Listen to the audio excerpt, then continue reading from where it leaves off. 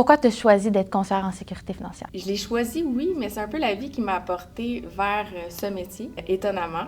Tu sais, la vie est toujours bien faite. Donc, moi, j'ai travaillé longtemps chez Olimel auparavant, dans les ventes et ensuite aux achats en approvisionnement. Donc, j'ai un DEC en gestion de commerce, un bac en marketing. Ça n'a jamais été clair que j'allais un jour être conseillère en sécurité financière. Après le COVID, ils ont fait beaucoup d'abolition de postes. J'ai appliqué moi-même sur le site de IA. Il y a un directeur qui m'a appelé pour me passer en entrevue et tout. Et il m'a expliqué un peu c'est quoi le métier du conseiller en sécurité financière. C'est vraiment ça qui m'a interpellée. J'aime aider les gens et j'aime l'aspect financier. Puis j'aime apporter ça d'une manière facile pour les gens et accessible. Donc combiner les deux passions, il n'y a rien de mieux. Puis dis-moi, si ton expérience est plus niveau approvisionnement, marketing, gestion de commerce, où tu as trouvé ta passion pour la finance? En fait, dans mes cours à l'école, en administration des affaires, on a tous les sortes de cours, là, que ce soit ressources humaines, comptabilité, finance. Mes meilleurs cours, ça a toujours été la finance et la comptabilité. Je suis une personne vraiment extravertie, donc on dirait que ça peut pas être moi, ça.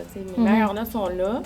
On dirait que je me vois pas, moi, être dans un bureau, enfermée 5 jours semaine, parce que j'ai pas l'aspect humain. Ça me prend vraiment cet aspect-là.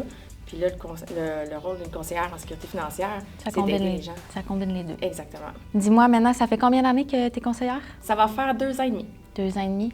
Ça serait quoi, selon toi, avec l'expérience que tu as, les plus grands défis? Ça serait la discipline. Dans le fond, à tous les jours, on a toujours des enjeux, des imprévus, peu importe que ce soit avec un client ou dans notre vie personnelle aussi. Puis même s'il y a une journée qui va moins bien que l'autre, c'est de continuer à persévérer, puis à venir au bout des choses, puis pas de se laisser décourager aussi. Si tu te vois dans quelques années plus tard, ça serait quoi tes objectifs de carrière? Très bonne question. Écoute, dans mes rêves les plus fous, moi, j'aimerais ça avoir mon propre cabinet. Oui? Intégré à IA. Oui, totalement. Ça serait mon sentiment d'accomplissement. Ça serait vers là que je voudrais aller. Selon toi, ce serait quoi les 3 compétences essentielles pour réussir dans la carrière de conseiller? Selon moi, les 3 compétences les plus essentielles, ça serait premièrement le charisme.